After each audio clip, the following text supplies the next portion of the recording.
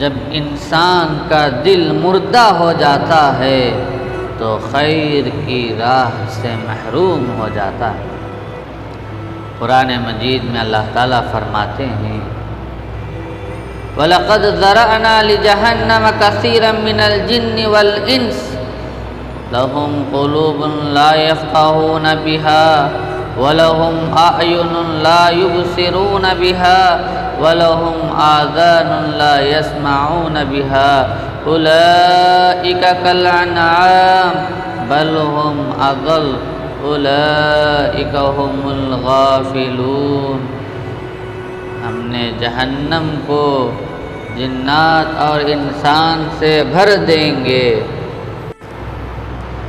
کیونکہ ہم نے انسانوں کو دل دیے تھے لیکن وہ دین کو نہیں سمجھتے تھے۔ اسی طرح آنکھیں دی تھی، کسی کی بڑی کسی کی چھوٹی، ناز بھی کرتے تھے لیکن حق نظر نہیں آتا تھا۔ کان بھی دیے تھے لیکن حق کو سننا پسند نہیں کرتے تھے۔ یہ جانور کیا اس سے بدتر کی زندگی گزارتے تھے۔ کیوں؟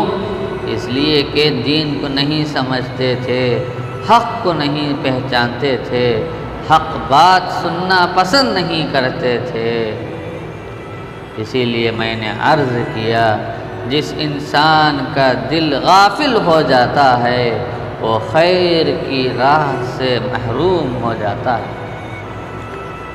امام عبد القیوم رحمہ اللہ فرماتے ہیں کبھی تنہائی میں بیٹھ کر دیکھو، جب دیکھو دل میں اللہ کی محبت ختم ہو گئی ہے، مخلوق کی محبت آ گئی ہے، یہ راضی ہو جائے یہ راضی ہو جائے، اللہ کی ملاقات کی تمنا ختم ہو جائے، لوگوں کی چاہتوں میں اس سے ملوں اس سے ملوں، اس کے ساتھ ملوں اس کے ساتھ رہوں، اللہ کی عبادت پر اطمینان نہ ہو۔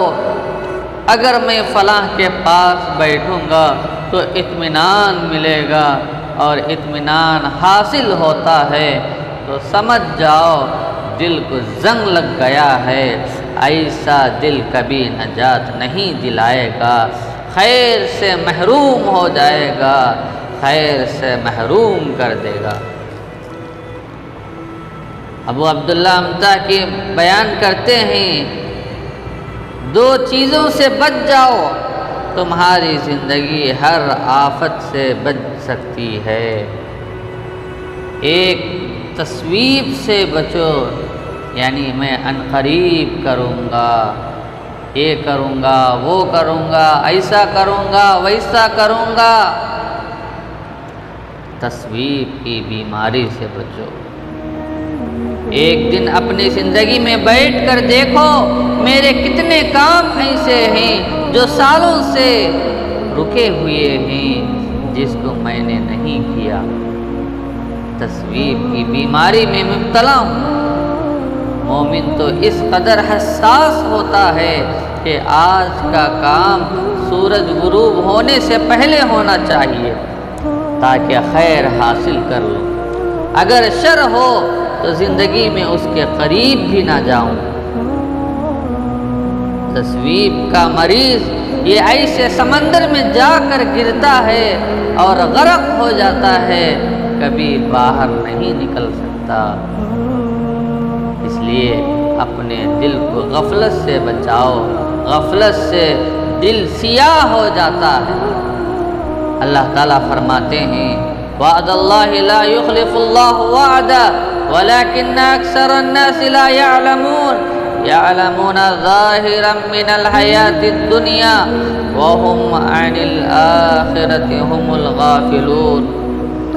اللہ کے وعدے سچے ہیں جو کبھی بھی جھوٹے نہیں ہوں گے،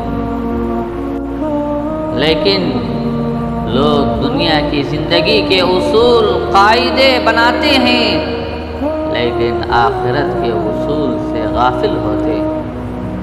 ایسے لوگوں کی اللہ کے پاس کوئی حیثیت نہیں ہے، کیونکہ اللہ کے نزدیک دنیا کی کوئی قدر نہیں ہے، کوئی حیثیت نہیں ہے۔ سرور کونین صلی اللہ علیہ وسلم نے فرمایا اگر دنیا کی کوئی حیثیت اللہ کے نزدیک ہوتی تو کافر کو ایک گھونٹ پانی بھی نہ دیتے۔ میرے بھائیوں، ایک بات یاد رکھو، آج کافروں کو زیادہ دے کر مہلت دیا گیا ہے، اس لیے ایسی دنیا میں مگن ہونے والے اور آخرت کی پرواہ نہ کرنے والوں کی کوئی پرواہ نہیں ہوتی اللہ کے نزدیک۔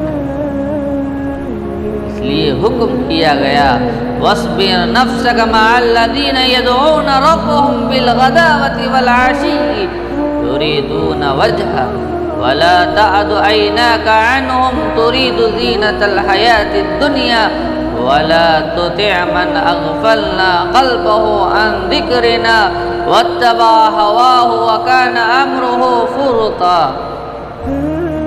اگر تم کچھ چاہتے ہو دنیا میں تو ان لوگوں کے ساتھ لگ جاؤ جو صبح و شام اللہ کو پکارتے ہیں، ان کے ساتھ اٹھنا بیٹھنا کرو، وہ علماء ربانیین ہیں، وہ اللہ کی معرفت حاصل کرنے والے ہیں، ان کے ساتھ جڑے رہو، ان کے ساتھ آنکھیں نہ پھیرو، ان کے ساتھ جڑے رہو گے تو تم بھی حصے دار بنو گے، جو رحمت ان پر اترتی ہے وہ تمہارے حصے میں بھی آئے گی۔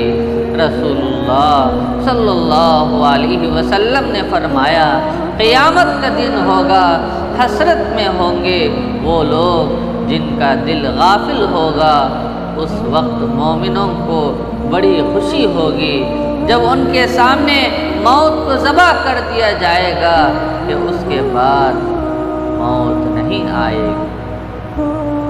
دوسری طرف غافل لوگ، دین میں شک کرنے والے لوگ جو اللہ کی عبادت کو سچا نہیں سمجھتے تھے، ان لوگوں کو حسرت ہوگی اور ان کو حسرت کی وجہ سے موت آئے گی، غم کی وجہ سے موت آئے گی، اور وہ یہ سوچیں گے کہ موت کو ذبح کر دیا گیا ہے یا نہیں۔ اللہ کے نبی علیہ السلام نے فرمایا جس کا دل غافل ہوتا ہے وہ رحمت سے محروم ہو جاتا ہے، اور فرمایا اللہ کی تسبیح بیان کرو اور اس کی تقدیس بیان کرو اور اپنے انگلیوں پر اللہ کا ذکر کرو۔ کیوں؟ کیونکہ کل قیامت کے دن انگلیوں سے پوچھا جائے گا کہ تم نے کتنا ذکر کیا، اس لیے غافل نہیں ہونا چاہیے۔ بعض لوگ ہاتھ میں تسبیح پکڑے ہوئے رہتے ہیں اور تسبیح کا دانہ بھی چلاتے ہیں اور دوسری طرف باتیں بھی کرتے ہیں۔ ایسے لوگ اگر یہ دوسری تسبیح بھی دوسرے ہاتھ میں رکھ لیتے تو بہت اچھا ہوتا۔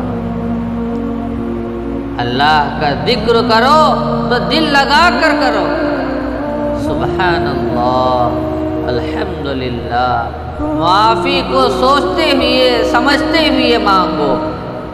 اگر ہم رب کی پاکی بیان کریں گے تو وہ ہم کو بھی پاک کرے گا، اگر ہم اس کی عظمت بیان کریں گے تو ہم کو بھی عظمتوں سے نوازے گا، اگر ہم اللہ کا ذکر کریں گے تو ہمارے تذکرے کو عام کرے گا۔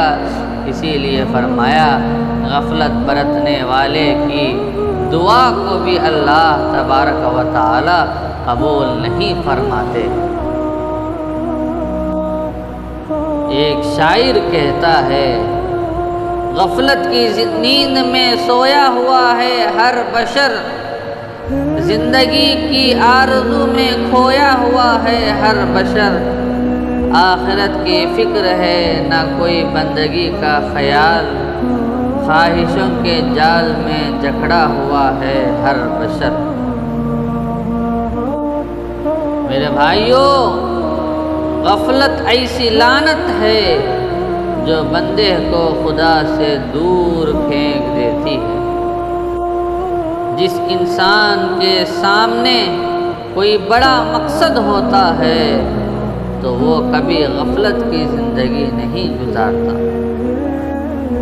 قرآن مجید میں سورہ یونس میں اللہ تبارک و تعالی فرماتے ہیں ان الذین لا یرجون لقاءنا ورضوا بالحیاة الدنیا واطمأنوا بها والذین هم عن آیاتنا غافلون اولئک مأواهم النار بما كانوا یکسبون۔ بے شک وہ جو ہمارے ملنے کی امید نہیں رکھتے اور دنیا کی زندگی پسند کر کر بیٹھ جاتے ہیں اور دنیا کی زندگی پر مطمئن ہو جاتے ہیں اور جو ہماری آیتوں سے غفلت کرتے ہیں ان لوگوں کا ٹھکانہ دوزخ ہے، بدلہ ان کی کمائی کا ہے۔ اسی لیے فرمایا زندگی غفلت میں گزر رہی ہے پھر بھی کر فخر رہی ہے، خدا کی خدائی سے نکل کر بتوں کی غلامی کر رہی ہے۔ زندگی غفلت میں گزر رہی ہے، جس کا کھا کے پلی بڑی ہے اسی کا احسان ماننے سے مکر رہی ہے۔ زندگی غفلت میں گزر رہی ہے، نہ نماز نہ روزہ نہ حج نہ زکوٰۃ اغیار کے معیار پر پورا اتر رہی ہے۔ زندگی غفلت میں گزر رہی ہے، اب ہر جگہ جدیدیت کا زور و شور ہے، خوش اخلاقی کہیں اور کر سفر رہی ہے۔ زندگی غفلت میں گزر رہی ہے، دیکھنے میں تو ہر کوئی اچھا انسان ہے، انسانیت مگر ہر کسی کی مر رہی ہے۔ زندگی غفلت میں گزر رہی ہے پھر بھی کر فخر رہی ہے۔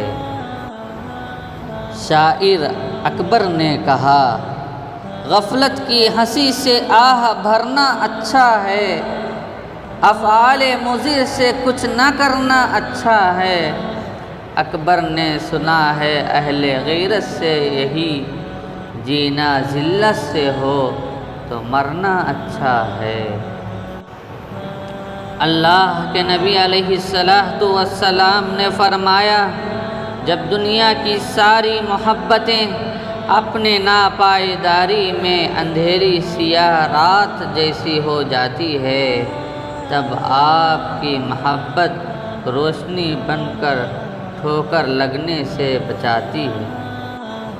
انسان زندگی میں مختلف دور سے گزرتا ہے، کبھی اس پر حالات آتے ہیں جو بہت کچھ سیکھا کر جاتے ہیں، کون اپنا ہے کون پرایا، کون برے کون مشکل پریشان حالات میں سب عیاں ہو جاتا ہے۔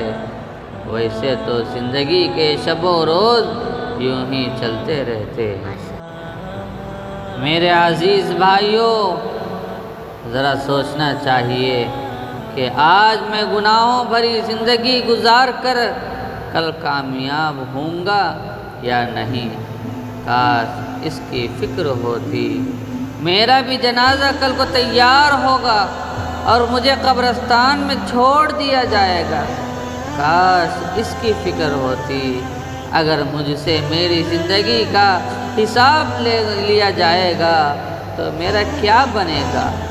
کاش اس کی فکر ہوتی تو دن کھیل میں اور رات سوتے ہوئے گزر گئی، یوں ہی تیری عمر صاحب غفلت میں گزر گئی۔